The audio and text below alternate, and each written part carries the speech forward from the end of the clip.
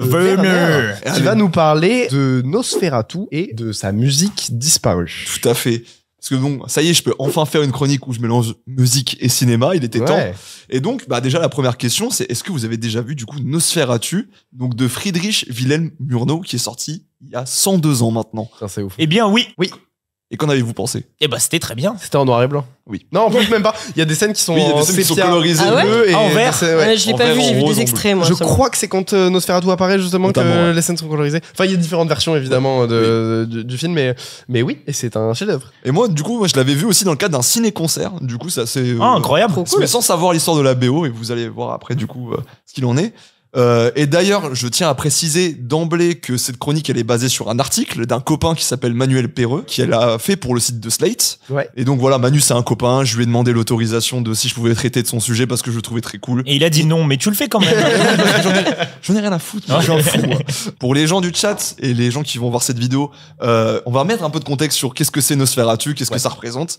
Donc déjà, c'est un film allemand qui date donc de 1922, qui s'inscrit dans la vague du cinéma expressionniste allemand, qui est donc un mouvement très fondateur dans l'histoire du cinéma parce que il y avait des vrais codes stylistiques qui sont nés, une vraie esthétique très propre à ce genre qui sont apparus à ce moment-là. L'autre film très connu aussi, c'est Le cabinet du docteur Caligari, Évidemment. qui est sorti aussi la même année. Si vous allez à la Cinémathèque de Berlin, ils ont reproduit certains décors de Caligari et tu te balades dans les deux. C'est trop stylé. Et donc, c'est génial. les décors sont tout tordus, etc. donc c'est rigolo. Let's go. Et donc, en fait, Nosferatu, c'est un film en vrai hyper important pour plein de raisons. Déjà, c'est la première fois qu'on met un vampire au cinéma. Déjà. Ok, incroyable, je savais pas. Et puis du coup, c'est aussi la première adaptation en tsum tsum de Dracula, mais ça, on en reparlera plus tard. Et puis aussi, c'est le premier film d'horreur à avoir une bande originale de l'histoire du cinéma. Ah, c'est chouette. Ah, ok, ça. Alors, et t'en as de l'anecdote. Ouais. D'ailleurs, petite anecdote en plus, n'a pas piqué d'un tout. J'aime bien. Est-ce que vous sauriez me dire de quand date la première bande originale de l'histoire? Vraiment composé, enregistré pour le film. Alors, enregistré composé. Parce que oui, on va en parler aussi de comment c'était projeté. 1907. 1907, ok. Je sais pas, 1905. 1905. Ouais, j'étais presque à fin 1800, mais... Pas genre pour le premier film d'Hollywood, Grand Rapide, là, Non. Allez, 1902. 1902. Personne n'a juste, mais c'est pas grave. Non, en fait, ça date de 1908 pour un film que... C'était pas loin. Mais t'es tous à ça. Pour un film qui est pas trop resté dans l'histoire, j'ai l'impression, qui s'appelle L'assassinat du duc de Guise. Oh putain, Fincher, il l'avait avant toi. Il est vraiment très très fort. Le message, il y avait écrit L'assassinat du duc de Guise. Et j'ai lu et il ensuite googlé. tu l'as dit. Incroyable, il est 100%. très fort. Mais Très très fort. quel puits de culture, ce type. Offrez un abonnement à Fincher, Oui, il je le vous en mérite quand supplie. même. Et donc, technique, ça peut pour marcher. l'anecdote, ça a été composé par Camille Saint-Saëns. Voilà, donc c'est un grand compositeur de la fin du début du XXe siècle, très important. Donc c'est un peu cool de se dire qu'un grand compositeur s'est mis pour la première fois à faire une BO de film pour tester le truc, quoi. Ouais, stylé. c'est génial. Mais du coup, pour bien comprendre donc aussi la suite de notre histoire, faut déjà comprendre que le film a eu une vie un peu compliquée, on va dire, tu vois, genre parce que faut déjà prendre en compte les conditions de production de l'époque. Donc déjà les BO n'étaient pas enregistrés. Évidemment, à l'époque, il n'y avait pas moyen de faire de mettre une captation sonore sur les bandes de films. C'est pour ça que le cinéma parlant n'existait pas, Voilà. entre autres. Entre autres. Et donc, à ce moment-là, il y avait déjà les ciné-concerts, en fait, qui existaient. Donc, en gros, c'était un orchestre qui jouait en boucle à chaque projection la partition d'un film, du film. Et puis, donc, ça se faisait comme ça assez naturellement. Et donc, finalement, en fait, c'est un peu la même expérience que moi, j'avais eu à l'époque de mon ciné-concert. En fait, c'est vraiment à peu près l'expérience des gens de 1922. Presque la même expérience à une différence près, c'est que le film va avoir de gros soucis et on va avoir des galères pour le retrouver et parce qu'il va finir par disparaître en fait. Nosferatu. Déjà, le tournage est compliqué parce qu'il y a Max Schreck qui est un acteur qui joue Nosferatu dans le film et qui est bizarre, je crois, un peu. Ce mec est assez étrange. Il y a un film de fiction qui existe sur le tournage de Nosferatu, si je dis pas de bêtises, ça doit s'appeler Shadow et je sais pas quoi. Si quelqu'un l'a dans le chat. Encore une chose juste avant, c'est que faut pas oublier, du coup, vu que je vous ai dit que c'était la première BO originale de l'histoire, pour un film d'horreur, c'est un outil marketing hyper fort pour la boîte de prod du film. Ok. Et faut savoir que c'était le premier film de cette boîte de prod. Cette boîte de prod, c'est Prana Film. Incroyable. Et donc, oui, la vie du film va être plus que mouvementée, puisque je vous ai dit tout à l'heure que c'était une adaptation en Tsum Tsum et Dracula. Ouais. Et donc, qui c'est qui arrive? Et la veuve de Bram Stoker, donc qui s'appelle Florence Anne Lemon Balcombe, qui veut faire interdire le film, tout simplement. Parce que c'est un plagiat. Parce que c'est un plagiat, du coup. Elle va arriver donc pour interdire le film, et donc elle porte plainte contre la boîte de production Prana. Résultat, elle gagne. Ok. Et donc, la production est obligée de détruire le négatif du film. Oh putain. Genre toutes les copies du film, et donc aussi la partition. Sauf que, si en régie, on a pu mettre des images, c'est que toutes les copies n'ont pas disparu. Puisque, du coup, le film s'est exporté en dehors de l'Allemagne. Qui est, pardon de te couper, ce qui est pas le cas de tous les films de Murnau, parce que encore aujourd'hui, il y a des films de Murnau qui sont complètement perdus. Je crois qu'en régie on a une image, mais notamment Les Trois Diables, qui est, je crois, son film perdu le plus connu à Murnau, qu'on n'a jamais retrouvé du tout. Moi je trouve ça horrible, mais c'est le cas de énormément de films de cette époque-là, hein. Carrément. De la majorité même des films de cette époque. Ah, de ouf. Et puis même en plus, le truc qui était terrible, c'est que du coup, Prana Film a dû fermer. Ok. Parce que en fait, déjà le film, c'était leur premier film, il a coûté excessivement cher pour une première production et surtout pour l'époque. Donc résultat, la boîte coule. Donc vraiment, on se dit que tout est fini pour Nosferatu et que toutes les traces a priori ont disparu en Allemagne. Mais on retrouve notamment aux US des copies incomplètes de Nosferatu. D'accord. Notamment, il y en a une maintenant au MoMA. Et donc, au final, on arrive à retrouver au fur et à mesure des copies américaines, mais qui sont toutes un peu incomplètes. Donc, au fur et à mesure, on commence à reconstruire un simili Nosferatu comme dans les conditions de l'époque, mais on sera jamais sûr en fait. Ouais, ils recollent les morceaux quoi, entre les différentes copies, ils recollent les morceaux pour voir les scènes qui manquent et... Ouais, voilà. Mais pour notre histoire, il y a 3 questions qui demeurent. Ok. La première, c'est est-ce que vous êtes abonné à la chaîne YouTube de Canal+? Ah, il est fort, il est fort. Faites-le, on vous dit de le faire. Et la deuxième question, c'est où est passée la partition de la BO? Est-ce qu'on a quand même essayé de trouver des traces, vu que le film a été projeté ailleurs? Est-ce qu'il y a des traces de cette partition? Et comment faire pour reprojeter le film si on a des versions incomplètes et si la BO a un peu disparu a priori. Et donc, en fait, le jeu qu'il va avoir avec Nosferatu pour la suite de sa vie, parce que du coup, avec les versions incomplètes, c'est que à chaque projection, quasiment, il va y avoir une nouvelle version de la musique de film qui va sortir, en fait. Qui va être créée à chaque fois pour chaque réévénement. Par exemple, pour la première réédition officielle du film, qui est en 1965, donc on est quand même 40 ans après la sortie du film original, il y a des distributeurs qui commandent au compositeur allemand Peter Schirmann une toute nouvelle BO. Et donc, ce dernier, il propose un truc un peu hybride, où il mélange du jazz, du classique, et parfois des morceaux un peu minimalistes, vraiment avec quasiment que du sound design, en fait, tu vois. Et donc, c'est une première tentative de recomposer la BO de Nosferatu, mais il y a des propositions un peu plus diverses et un peu plus folkloriques aussi. Par exemple, il y a une version électronique, genre avec des synthés des années 70, mais qui a été fait en 2020. Par un mec, tu vois, par un compositeur qui s'appelle Dieter's Monkey. En vrai, ça doit être stylé, on va faire une BO dans ce style-là, du coup, ça. Et alors, c'est des trucs qu'on peut retrouver, sur l'internet. On peut retrouver ça sur YouTube, puisque le film maintenant est libre de droit. Donc, on peut voir le film en entier. Heureusement, il y a pas. C'est comment l'autre boîte de production qui fait le Pooniverse là? Je sais pas, mais oui, je vois. Bon, heureusement qu'ils s'y sont pas attaqués non plus. Il y a même, par exemple, une version très inspirée de la BO de Stranger Things. Pour coller à Nosferatu, c'est une propale. Pourquoi pas? On va leur dire que le film date pas des années 80 par contre. Mais... Oui, bon. Et ma préférée, et je pense votre préférée aussi, ça va être une version de 2014. De Patrick Sébastien. Mais tout de suite. En extrait. Non, mais c'est une version électronique. Enfin, une version électro. Mais voire même plutôt techno. Okay. Wow. Donc, il y a un mec qui a fait une composition techno pour Nosferatu.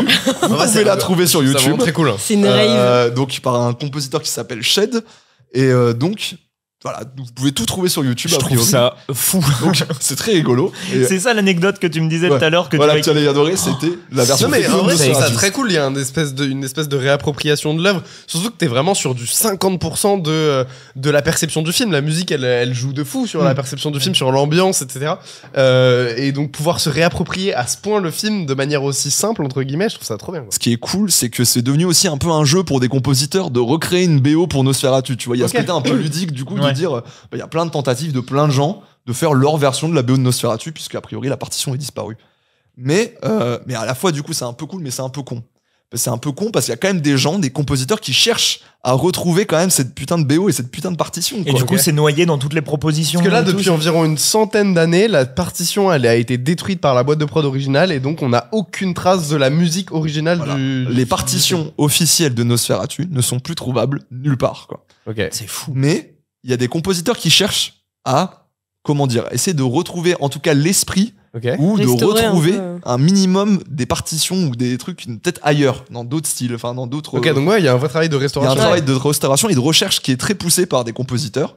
Par exemple, il y a en 1984, il y a vraiment des recherches sérieuses qui ont commencé à être faites.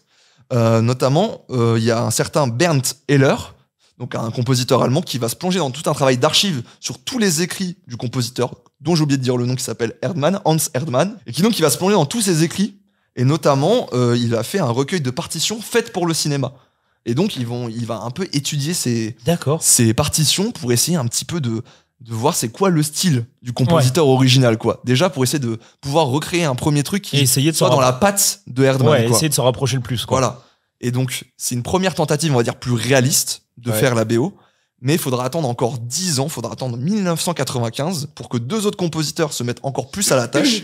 Gillian B. Anderson et James Kessler, qui ont voulu donc, et qui ont, en fait, en plus de l'aide du travail du prédécesseur, ils vont aussi voir d'autres ouvrages coécrits par Erdmann, dont notamment, attention, j'ai fait allemand LV2, Allgemeines Handbuch der Filmmusik. Ouais, Bah, tu l'as bien gardé. Par contre, tu peux pas parler comme ça, mec. Je trouve ça inadmissible de me dire des Je trucs comme ça. profite juste pour faire des coucous à la capitainerie, à tout le monde dans le chat. Bien sûr. Ce beau titre allemand veut dire Manuel général de la musique de film.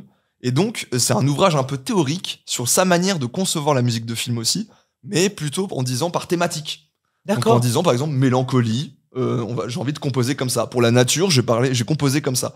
Et donc, à partir de là, il va encore avoir ce travail d'ingestion du style de Erdmann par ses écrits. Ça veut dire que vraiment ils sont allés chercher comment lui-même parlait de son propre travail pour. Mais en même temps, c'est la manière la plus logique, je trouve, de chercher à se rapprocher le plus de ce que pouvait faire un mec. Et pourtant, ce sera potentiellement très éloigné de ce qu'il a Ouais, fait. carrément. Mais il y a quand même ce travail de recherche, d'aller Ouais. voir, d'aller diguer ce qu'il a fait et tout ça, voir comment le mec pensait pour pouvoir se rapprocher au plus de l'œuvre originale. Il y a Mais une la vraie question, démarche historique. Et puis encore une piste que ces 2 compositeurs vont utiliser, c'est la presse.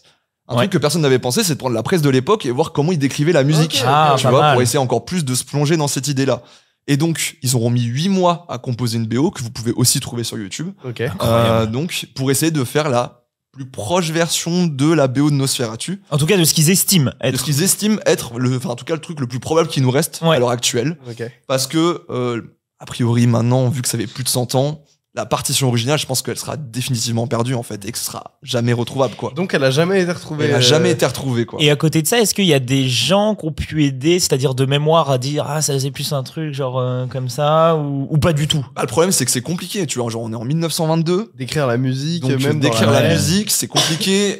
Et puis, d'autant plus que, avoir des traces écrites de cette époque, en fait, ça reste quand même majoritairement la presse. Bah oui, Tu vois, je suis donc en d'accord. fait, et donc c'est pas non plus monsieur et madame tout le monde qui peuvent genre écrire dans Ouais, les bien journaux, sûr. quoi. Il y a vraiment ce truc qui est un peu renfermé. Donc fatalement, en fait, c'est difficile d'avoir des témoignages d'époque. Surtout que, genre, tu vois, la première édition, c'était 1965, Ouais, et puis quoi. Donc même c'était longtemps même après. le public qui va au cinéma va pas forcément prêter attention à la musique. Elle peut être bercée par la musique, mais pas y prêter attention, en tout cas suffisamment pas pour retranscrire. Oui, puis de toute façon, en tous les cas, vu qu'à chaque fois, en fait, personne dans les projections ne reparle de cette histoire de la BO. Oui. En fait, juste les gens qui le découvrent, comme moi je l'ai découvert, ils vont juste se dire, bah, c'est la BO du film, en fait. Et genre, ils ont pas cette idée de se dire, ah, c'est une reconstruction du truc, quoi. Moi, ce que je trouve très drôle, c'est que tu peux avoir plein de personnes qui ont vu Nosferatu, mais avec des BO archi différentes. Bah ouais. Et du coup, ils ont pas du tout la même interprétation comme de l'œuvre. plein de films muets. Mais ouais, c'est vrai que c'est passionnant le fait que. Bah donc là, tu sais si elle a été mise sur des Blu-ray, sur des éditions de Nosferatu récentes ou généralement ils proposent plusieurs BO, notamment, les éditions de. A priori, là, la dernière, donc de 1995, a priori, c'est celle la plus officielle, tu vois. Donc, a priori, c'est celle que vous pouvez retrouver, et a priori, c'est aussi celle que j'ai eu à mon ciné-concert. D'accord. C'est un peu la version la plus légitime maintenant de cette BO. Et pourtant, c'est pas la vraie, quoi. Eh oui. Bah, Je trouve ça m'attendais à un fou. retournement de situation. En mode, ça y est, en fait, au bout de 100 ans, on l'a En fait, retrouvée. Elle était dans ma poche. Il y a quelqu'un qui dit qu'il faut que je fasse une vidéo pour la retrouver. Alors là, je pense que ça va être un peu compliqué parce que vraiment, le bout de papier, Oh, il a mais été clairement tu prends cramé pas- en 1922 et. Tu prends pas les défis aussi, toi. C'est que les C'est défis vrai, qui c'est t'arrangent. J'avais littéralement écrit dans mon script de dire Merde. Nico, ne le fais pas. Tu vois. Là, cherchez pas. Le chat est très chaud. Mais voilà, donc cette histoire, en fait, c'est un peu une histoire très connue parmi les lost media maintenant, comme on dit, de BO de films. Et mais maintenant, il y en a aussi d'autres. Aussi, Ok. il y en a d'autres un petit peu des histoires autour de morceaux ou de BO entières perdues. Et donc, je vais vous en citer deux en ouverture de cette chronique. Une de un morceau de Michael Jackson pour Charlie et la chocolaterie qui a été ouais enregistré. Celui de 2005, celui de Burton. De Burton. Mais non, Voilà, donc incroyable. il y avait un morceau qui existe. Ok, je crois qu'on a des images en régie De Michael Jackson. de Michael Jackson. Du morceau, parce qu'on l'a retrouvé en direct. Mais voilà, donc il y a cet exemple. Attends, mais quoi? Mais il a composé Il a une composé- musique. Il y a un morceau qui existe de Michael Jackson pour Charlie et la chocolaterie. Ça de Burton. m'étonne tellement pas. Mais ça n'a aucun Et on sait putain de pourquoi sens. il a été perdu. Il a juste jamais été diffusé. A priori, on l'a jamais retrouvé. Juste, il a jamais Oui, Ok. été, ils l'ont pas inclus dans le film finalement. Ouais, voilà. Et donc, en fait, ça finit par être perdu avec le temps, quoi. Ah ouais. Et une deuxième. Moi, je trouve ça hyper lunaire le fait qu'il y ait Charlie. Bon qu'il y bah ait Nicolas, Jackson tu sais ce qu'il te reste à faire. Et une deuxième BO que j'avais aussi envie de citer, c'est une BO de Blade Runner 2049, donc c'est vachement récent. Ouais. Ok. Donc pour nous, la BO, c'est celle de Hans Zimmer. Sauf qu'il y a une première BO qui a été composée en entier avant Hans Zimmer, donc par Johan Johansson. Ah ok. Donc lui aussi un compositeur, on va dire, historique de Villeneuve. Donc il a fait Prisoners, Sicario et Premier Contact, la BO c'est lui. Ok. Et donc il avait travaillé sur celle de Blade Runner 2049. Et en fait, Hans Zimmer est arrivé à... Et donc, Il a mis ses tambours, il a fait c'est bon, c'est plié, Il a mis ses vous petites me basses. dégagez le petit là. Rajoutez-moi des tambours. et donc, en fait, cette BO de Johan Johansson, en fait, elle a disparu aussi, on la retrouvera pas a priori. Enfin, en tout Ok. cas, elle doit être dans les limbes quelque part du studio, Ça, quoi. c'est fou ça. Et donc, C'est cruel un peu. Mais Ouais, c'est ouf ouais, ouais. pour un truc aussi récent parce que Ouais, bah, tout pour- se garde maintenant. c'est ça qui m'étonne, en fait. Après, ça, c'est possible que ce compositeur-là, un jour, il sorte son album avec des compositions à lui Bien et sûr. elles soient présentes dessus. C'est le cas de. Il faut qu'il récupère les droits quand même. tu à ce vois, moment-là. Ouais, il y a un truc je de droit. sais que oui, mais il pense a, que c'est arrangeable, hein, de il toute a façon. déjà une partie des droits parce Il que a une partie des droits, mais si t'as qu'une partie des droits, t'as pas le droit d'utiliser. ah ouais, mais Il- c'est quand même il sa peut- composition. Il donc peut je suis avoir les d'accord, droits de je suis d'accord. composition, mais pas les droits de diffusion. Ouais, c'est ça. Mais tu vois, par exemple, Howard Shore, pour le film After Hours de Scorsese, la BO est jamais sortie en CD, en vinyle, en ce que tu veux, parce que bah c'était pas un succès commercial, donc il y avait pas de raison de sortir le truc à part. Et Howard Shore, il a dû sortir les musiques qu'il a composées pour le film sur un CD avec ses propres compositions personnelles, genre en 2003, un truc comme ça, 20 ans après la sortie du film. C'est juste voilà mes compositions, je les sors, tu vois, je les mets sur CD et je les commercialise. Donc ça peut arriver en vrai, je Ouais. pense. Michael Jackson, ça, je sais pas. Et ouais. On verra. Et donc, si ça vous chauffe, messieurs, dames, les gens du chat, peut-être que je pourrais faire une chronique justement sur ce morceau Ah de ouais. Michael Jackson. Ah, J'ai bah. pas spécialement digué exprès pour aussi Ok, me laisser la surprise. ok, ok. Peut-être faire un truc. Bah, Même moi, sur je celle de suis Blade Runner 2049. peut-être. Turbo chaud pour que tu le De- fasses. Très bon Ouais. teaser. Sur ces deux petits cas de Lost Media de BO. Ah ben, ce sera pas une personne de goût que je vois là. Et j'imagine que cette personne de goût doit bien être au courant qu'il y a une autre chronique juste ici, où on parle notamment de Fall Guy et des cascadeurs, qui est un métier passionnant. Et si ça t'a plu, n'hésite pas à nous le faire savoir sur Twitter et Instagram, @cameflexlive. Comme ça te permet de suivre toute l'actualité de l'émission, et ça c'est bien.